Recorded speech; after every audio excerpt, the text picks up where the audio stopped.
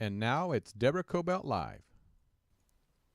Hi, everybody, and thanks for joining us today on Deborah Kobylt Live. And joining me is Walter Wolf, who wrote this book, The Right Rehab, a guide to addiction and mental illness recovery when crisis hits your family. This is a fantastic read, a fantastic book. And the word crisis is very broad, right? Walter, thanks for joining us. Usually it's very broad, but when you're running with issues like substance use disorder and also mental disorder, you get it right away, because when you're in crisis, you are not in control. Right. Talk to me about why you wrote this book. And I love the right rehab, because very often people will get treatment rehab and it's not the right solution for their issue, which is why this is so critically important and a very, very smart read, an easy read, but an absolutely critical read. Tell me about the right rehab. Well, thank you very much, by the way, and thank you for inviting me on your show. The reason I wrote the book is because when I got that phone call at 3 a.m. that my loved one was in crisis due to substance use disorder, due to drug addiction, I had not a clue about what to do. I knew nothing about addiction. I knew absolutely zero about treatment. Who do you call? So I was lucky because I had a very, very dear friend of mine who was in recovery for over 30 years. He was a member of the LA recovery community. He was very well known. And he told me, just, Walter, hold on just a few minutes. I'm going to have Walt Quinn call you from Cumberland Heights. And the next thing I knew, my loved one was in detox. Within 24 hours, my loved one was in detox at one of the best rehabs on the planet. That was great for me. But then I started thinking, well, what about the people who aren't so lucky? What if they, who don't have friends who know exactly what to do, who they have to resort to go to Google or, any other means in order to find a place of what they think is, the right place to go. And also I started getting phone calls from friends of friends, and then people who I didn't even know. And they would ask me, hey, Walter, I heard about your situation. I have the same problem. What the devil do I do? And so that started me on this journey, because then I had an introduction to the most ethical and the finest people in the treatment industry. So I had a head start like nobody else. And I fell in love with what I'm doing. And that's why I'm doing this. Right, And because you've been a film producer much of your life, but let's face it, as a film producer, that requires a lot of research and a lot of work into what you're doing. So you're used to doing the hard work and the research, because this book has a lot of that in it. It's very well researched, very detailed, depending upon the kind of treatment and rehab you're looking for. So I'd like to say that. And now this has become your life's work and your life's calling, right? Well, it has, and also I'll tell you, Deborah, I've never worked a day in my life, because I've been very lucky, because everything that I've done for work, I've loved. And Right. so I love doing this. And the reason so it's a passion. And the writing of the book was a way for me to also to explain to people, hey, look, you don't always have to work with people like myself to know what to do, to know what to expect when you yourself or a loved one needs to go for treatment. The number one question, though, Deborah, the first thing you have to answer is, what is the diagnosis of the individual? Because you'll notice that when you have a loved one in your family, who needs to go to rehab, you'll have friends frequently say, oh, you ought to send him, or you ought to send her to this place because I hear it's great. No, because this is what most people don't know. There are four diagnoses, Deborah. One is just pure mental disorder. Another one is just pure substance use disorder. And then there's primary substance use disorder, secondary mental disorder, and then primary mental disorder, secondary mental disorder. I've got them turned around. I've done this, believe me. And the issue is that whatever the diagnosis is for the individual, you have to send that person to a facility whose licensure matches the individual's diagnosis. Now, if you're in a situation Like frequently I'll get a phone call from a lawyer and say, my client is incarcerated right now. I got to get him to a treatment facility now. Well, one safe bet that you can do is send them to a facility that has two primary licensures. There are facilities that will have a primary licensure for mental disorder and a primary licensure for a substance use disorder. So my point of what I'm saying is there's no such thing as one size fits all. When you send somebody to rehab, you have to make sure that the number one issue as to whether that rehab is the right option or not for that individual is, do they have the licensure that matches that individual's diagnosis? That's number one. And then all the other personal factors come into play, and demographics. Let's talk about diagnosis. Let's talk about diagnosis for a moment, though, because very often, couldn't a person also be misdiagnosed and then they end up in the wrong place? Like, how do you even go about getting a diagnosis from the right person? You know what I mean? Well, you are so right on in this. Often people already have a diagnosis because they have been diagnosed by a professional, or many times if they're in an emergency room, they will go ahead and have a diagnosis from the attending physician. But many times there is no diagnosis. And in that case, if their time allows, what I do is I will arrange for that individual to go to a facility, not necessarily for detox, residential treatment, and then PHP and IOP, for a 90-day program. I will send them to a facility that does diagnosis. There are facilities that are treatment facilities that will also do a diagnosis and assessment that will take anywhere from 4 to 5 to 7 days. There's another facility where I like to send people where it's a 21-day program, and they do stabilization, diagnosis, and they actually start the ball rolling when it comes to residential treatment. And then they make a recommendation as to when so-and-so leaves here, he really should go, or she should really go to this particular place for at least 30 days of residential, and then 30 days of PHP and 30 days of IOP, and put together a very solid aftercare program. Because what I like to do is, and what I do is I also work with the facility to put together a year-long program for that individual, because there's no such thing as somebody coming home fixed after 30 days. No. And there are all kinds of other issues attached to that, such as when an individual has to go into recovery, so does the family. You cannot expect someone to go away for how many days it may be. It could be 30, 45, 60, it could be 90 days, and then return back into the exact same environment from which he or she left. That is a recipe for disaster.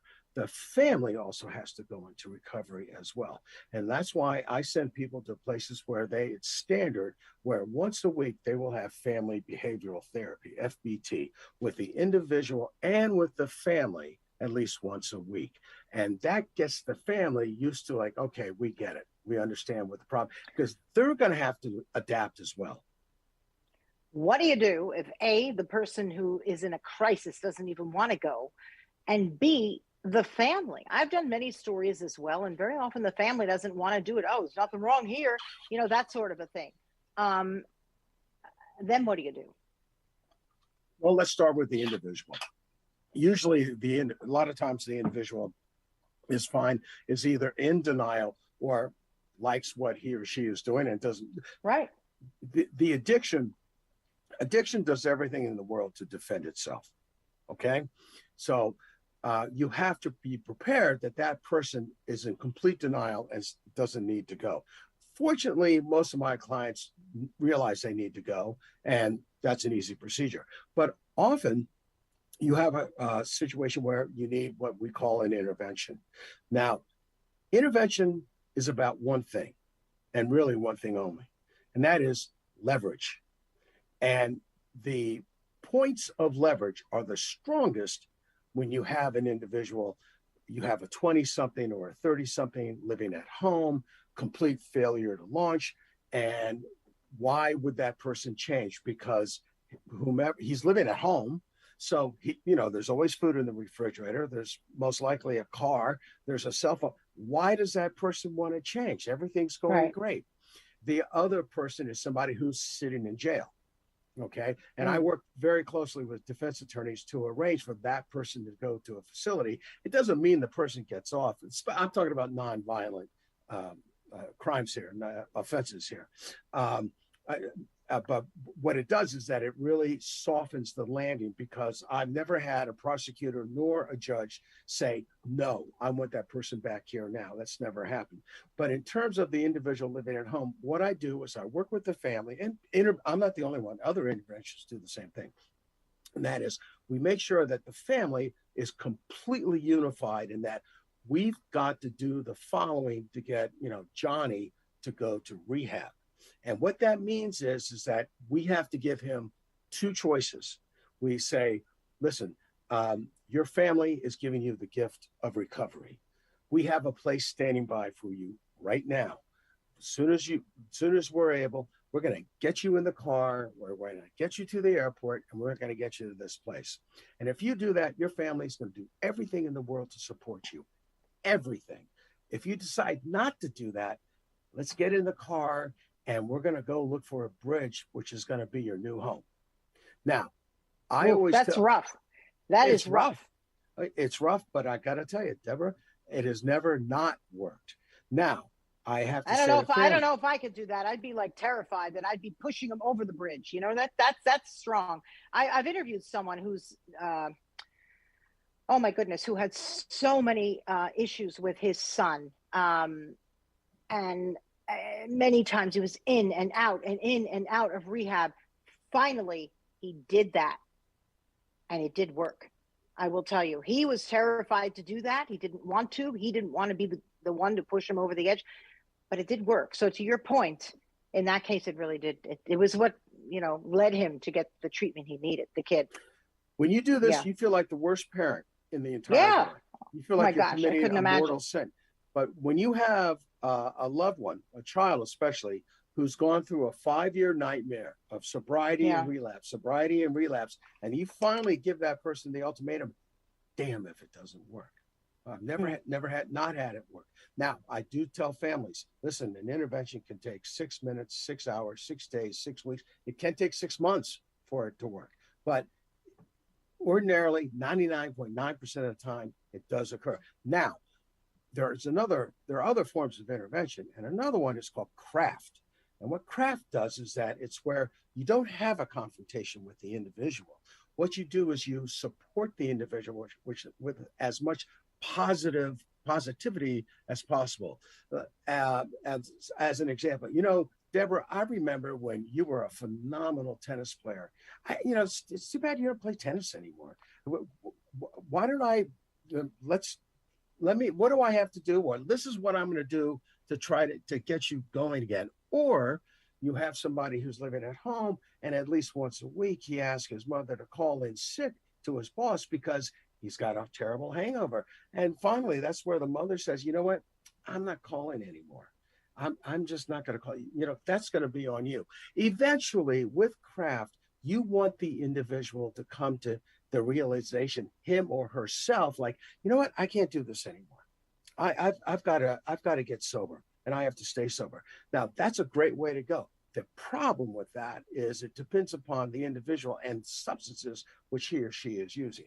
If somebody is using something like that could easily have fentanyl in it, such as cocaine and such as heroin, you don't have the luxury of that time. You don't. Let me talk to you, wait a minute, about, sorry to interrupt you if I did. No, go ahead. There are so many different types of treatments. And by that, I mean, even the cost, right? You can go to the major, super crazy expensive for $250,000 or whatever it is, at the real fancy places. You can even go to a county facility. How do you know what's right? That would be what would boggle me down. Like, how do you know? How do you figure this out when you're in the middle of a crisis? That is such a great question. First thing I want to say is, I've said once before that there's no such thing as one size fits all. So what you do in the beginning is you drill down as to exactly what are the individual characteristics of this individual. Let's just say, for instance, like this person is a physician. Well, you want to send that person to a program which has a track, which has a program that's just for physicians. Okay, so that's one opportunity. That's one option. But overall, what you want to do is you want to make sure that you're sending to that for an individual to a facility that A, matches the diagnosis, and B, matches the person's demographics, matches sexual orientation, occupation, social, socioeconomic, where that person is socioeconomically. Is the person incarcerated and needs to go for, to help his son? So there are all kinds of issues. Now, I want to make sure that people understand the following, and that is, I can send somebody to a $240,000 Malibu rehab for 90 days, or that person can get it for free in the basement, in a church basement. It all depends on what fits the individual the best. That's what, just for me, I'm only speaking for myself, would seem so daunting, which is why your book is a great guide, if you even have the luxury to be able to look that up very quickly, because how would you know? It's got to be so. I mean, how did your family member, right, when they were in trouble, you said you had help, you knew where to go. Oh, yeah. But what about those people that you've spoken to who had no idea where to go, even for a diagnosis? I'd even be trumped with that. Like, how do you know how to even get the right diagnosis? Do you go to a local hospital? Do you go through the yellow pages? I mean, what do you do? Well, the advantage, I have people call me from all over the country. All my clients are from all over the country, but because of the book, I have people calling me, and I have mothers, for instance, who tell me, I've read your book twice. They completely understand what the process is. The key is, which is the right facility for the individual. That's something that takes a lot of work. And that's why people call me, quite frankly. It's because I can get to those facilities right away. And I can, that's my job. I can fit somebody with a facility really quickly. So it's a daunting task if you have no experience at it. What is the difference between rehab and treatment? Aren't they one and the same? Basically, yeah. When you go to rehab, you're getting treatment, but you don't have to go to a rehab to get treatment. Most people in this country don't go to rehab. What they do is they go to a facility or a program that is outpatient treatment. They don't have to go for residential treatment. So there's no one set way that matches every individual. And there are plenty of individuals who are sober for many, many years, and they never stepped foot inside a residential treatment facility. And like, I know people who have been sober for 45 and 50 years who've been going to 12-step programs, going to AA. It all depends upon the individual. That's one thing I really want to reinforce here. Are we born with an addictive personality, or do we develop one based on what's happened to us in our lives, or both? That's a good question too. Addictionologists or specialists in addiction, and also our current Surgeon General, and he also was a former Surgeon General during Obama.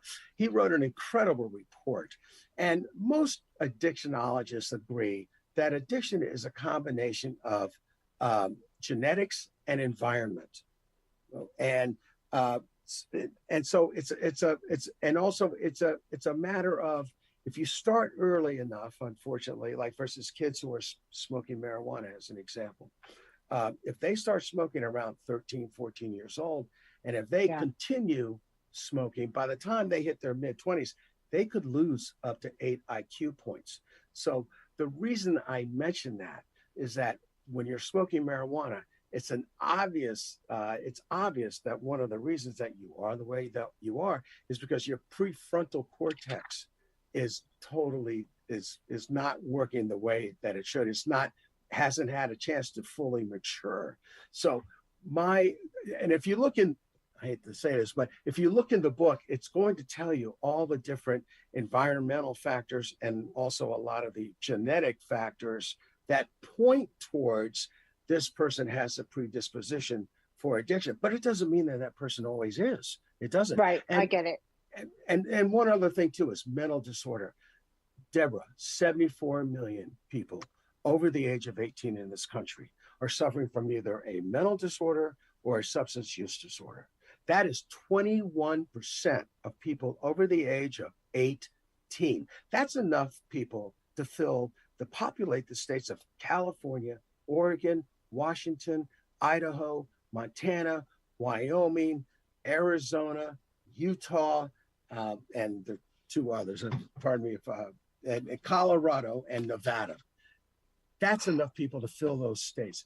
That's ridiculous. That's insane. So you figure that 21% just from mental disorder alone, 21% of people over the age 18 are suffering from mental disorder, some sort of mental disorder.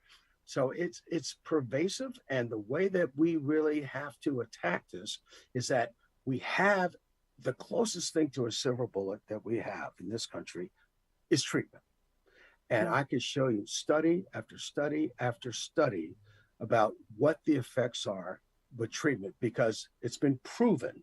And you're just not hearing it from Walter Wolf. It has been proven that people who go through treatment, treatment returns for every dollar that's spent for treatment, it gives us back anywhere from 4 to 7 to 12 to sometimes up to $1,000 in net benefits. The important thing is that when somebody is healthy, and whether it's from addiction or whether it's from another kind of malady, when that person is healthy, that person becomes a healthy economic contributor to our economy. And that person, oddly enough, that person turns into a taxpayer. And so the bottom line is, if you want a healthy economy, you have to have healthy citizens. Let me ask you this. How do you know if you have a mental disorder? Who generally pays for it? What if you don't have insurance? I think that's a big one. What if you're walking around, you don't quite feel right? That happens to all of us, certainly happens to me. And I think, oh my gosh, is this something I really need help for? Is it a mental disorder, or am I just going through something? Like, how do you know what is a mental disorder, mental illness? Because sometimes you might not even know you're walking around with it.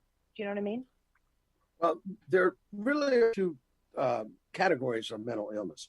One is called AMI, any mental illness, which covers all mental illnesses, anywhere from your run-of-the-mill anxiety and depression, all the way up to like paranoid schizophrenia. So that is, we have 53 million people in our country that suffer from that. And then there's a subset of that, which is called serious mental illness, or SMI. Now, the most common mental disorders are depression, anxiety, and Deborah, most people know when they're suffering from those, they know that something is going on. And over 46 million people in this country went ahead and did something about it, and they did go see a professional about that particular malady. So most people know when something is going on. And you also have situations where the friends and family will say, Deborah, you're not quite yourself. What's going on? Is everything okay? And then, Deborah, unfortunately, you have the people who, such as paranoid schizophrenics, who think everything is fine. And that's a problem. I have clients who are suffering from that horrible disease. And a lot of times you have situations where, you have to get a court order, for instance, because if that person is dangerous to himself or to someone else, you really have to do something about it. You have to take, law enforcement action in terms of get that person via court order to treatment. And most of the time a lot of times people not a lot of times, but sometimes people have no idea and they completely refuse or deny they have something going on. And it's not because they want to, it's because that's the way their mind is working. And well, okay, hang on, but I don't mean to interrupt you, but whatever. Anxiety, that is a very common one. I didn't realize it was a mental disorder. God knows I've got my share of anxiety. For example, heights, right? If I'm this much off the ground, it feels like I've climbed the Himalayas. So is that something that I would need to really go get help for? Or, okay, I could live with it, deal with it? Like, does every person with anxiety need to go get help? No. If it's the type of mental disorder that is getting in the way of your normal life, then you should Then do yes. something about it. If it's Yeah. something which, like, okay, I know I have this, but I can live with it. It's not stopping me from doing Right. what I want to do. Most people will have that anyway. So Yeah. it's only if it's a situation where it's getting in the way of you living your life the way that you want to or the way that you should. Payment. What about people who can't afford or who don't have insurance? Where do you suggest they go? Well, there are different ways of paying for treatment. One way, of course, is with private pay or with cash. Unfortunately, not everybody can do that. And the average cost for versus a 90-day program, or let's just say 30 days, is anywhere from $15,000 to $30,000 a month. That's pretty much the average. When it comes to insurance, there's, even if you have insurance, there's so many factors which you have to check Right. out. But Right. number one, it doesn't mean that you don't have to spend cash. You have to spend a lot of cash because, first of all, you have to pay upfront whatever is left on your deductible, whatever is left on your out of pocket. And then here's the thing about insurance. Then I could talk to you about this for 4 hours. And that is when you have somebody in residential treatment, and that's a 30-day program, frequently, often, most of the time, insurance will not cover all 30 days of residential. Right, so you got to check. Well, what they normally do is, even though the facility is telling the insurance company that we have to keep this person in residential treatment for medical necessity, the insurance company, their interest is to spend as little money as possible, because residential is the second most expensive level of care for them for which to pay. They're in a hurry to get that person down to the next level of care, which is called PHP, or partial hospitalization. And then what happens when that occurs is that, yes, the insurance company will cover it for hopefully as many days as needed, but now the individual has to pay for his or her housing and meals. So that's a lot. That's a lot. Yeah. But yeah, it could be anywhere from $100 to $300 a day just for that. Let's talk a little bit about treatment and length of treatment. Big question, because it depends upon what's going on, right?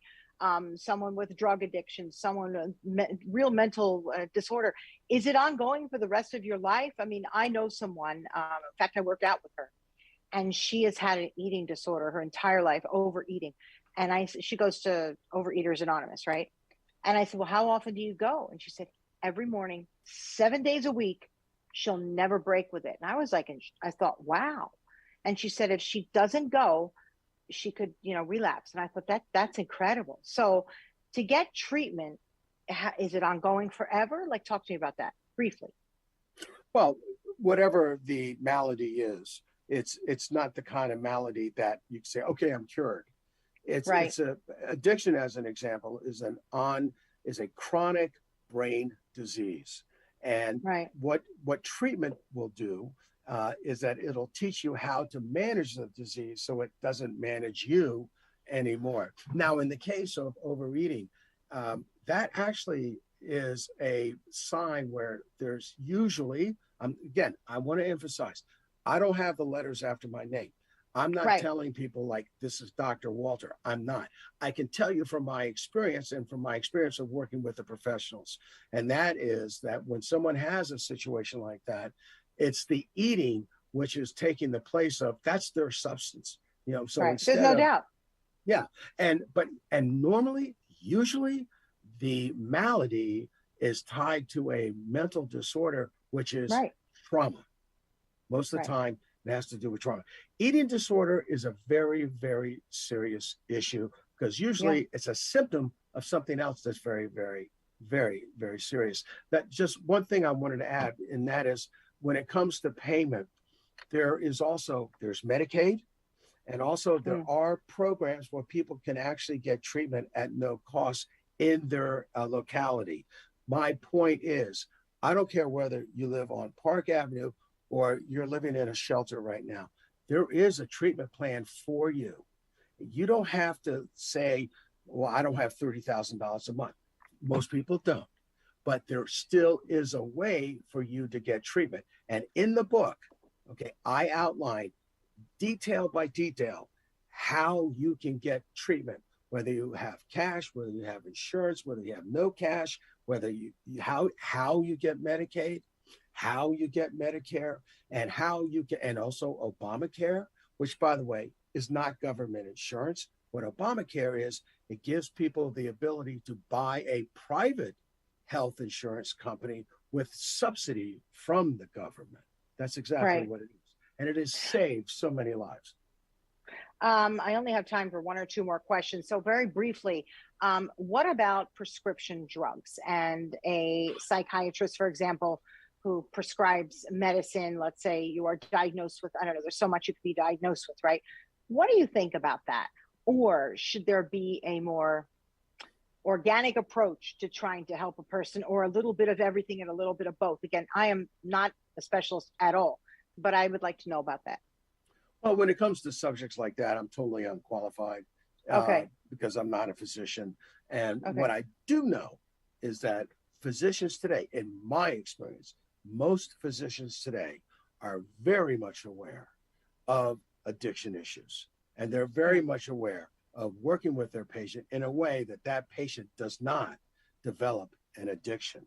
So I have noticed that everybody's aware of it, but every physician has his or her way of treating an individual. Walter, how can people get in touch with you? Obviously, pick up the book, The Right Rehab by Walter Wolf. How can they get in touch with you? And also, the person that was in your family that was in crisis, how is that person doing now? Those two questions. Thank you for asking. That person is amazing. That person is the poster child for recovery. Wonderful. He has done everything right, and he's got an amazingly successful life today. I wish I had his life. The way people can get a hold of me is by either emailing me, walter@therightrehab.com, or they can call me at 310-210-4334. That's 310-210-4334.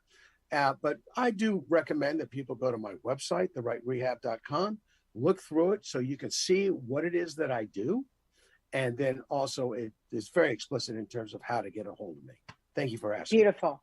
Yeah, I've loved having you on. I think if anyone is in crisis or know of anyone in crisis, I mean, don't hesitate. Even if you just have a question, go to the website, talk to Walter, go see a specialist. I mean, don't sit with this alone. That's what I'd like to say. You don't have to sit with this alone. There is help.